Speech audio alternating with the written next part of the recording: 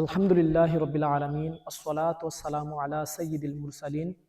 প্রিয় দর্শক বৃন্দ, আপনারা সবাই কেমন আছেন? আশা করি আলহামদুলিল্লাহ ভালো আছেন। আলহামদুলিল্লাহ আমিও ভালো আছি।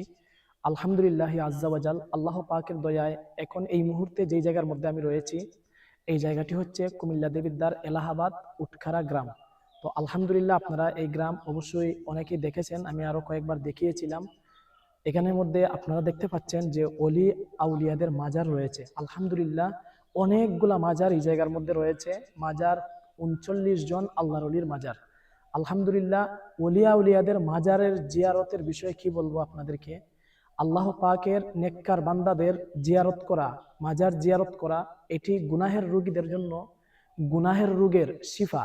তো সুবহানাল্লাহি আজ্জা ওয়াজাল, আমি আপনাদেরকে কি বলবো, আপনারা দেখতে পাচ্ছেন এই যে তিনটি কবর এক জায়গার মধ্যে দেখতে পাচ্ছেন, যে এখানের মধ্যে তিনটি মাজারের মধ্যে আপনারা দেখতে পাচ্ছেন যে দুইটি মাজার একটি মাজারের দিকে দাবিত হয়ে রয়েছে, অর্থাৎ একটি মাজার বরাবর রয়েছে আর একটি মাজার এইদিকে দাবিত, আর একটি মাজার এইদিকে দাবিত। সুবহানাল্লাহ, কি বলবো আপনাদেরকে আউলিয়া উলিয়াদের কারামত সম্পর্কে, যে এইটা আল্লাহর কুদরতি ভাবে হয়েছে। এটা কেউ এইভাবে বাঁকা করে বানায় নাই, এটা এমনিতেই আল্লাহ তাআলার কুদরতি ভাবে, অলিয়া উলিয়াদের কারামতি ভাবে এটা।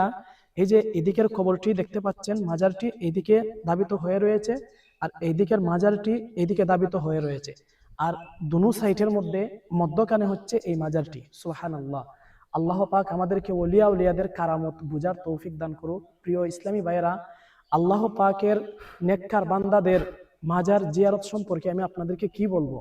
আপনারা সাধারণ মানুষের বিষয়ে যদি জানেন যে তাদের জিয়ারত করলে কি সওয়াব, সেটাও অত্যন্ত ভাগ্যের বিষয় যে সাধারণ মানুষের কবর জিয়ারত করা, আর এই জায়গার মধ্যে ওলিয়া উলিয়াদের মাজার। সুবহানাল্লাহ, আমাদের শরীয়ত অনুযায়ী কবর জিয়ারত করা হচ্ছে সুন্নাত, এবং এটি হচ্ছে আত্মশুদ্ধির মাধ্যম।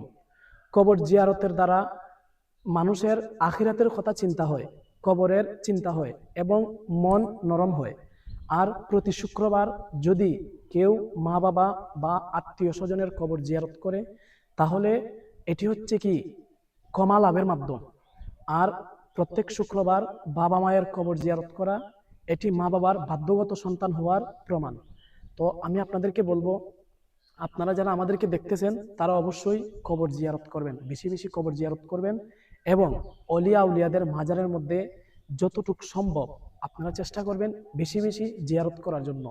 অলিয়া উলিয়াদের কবর জিয়ারতের দ্বারা আপনার দুনিয়া ও আখিরাত উভয়টার মধ্যে ভালো হবে।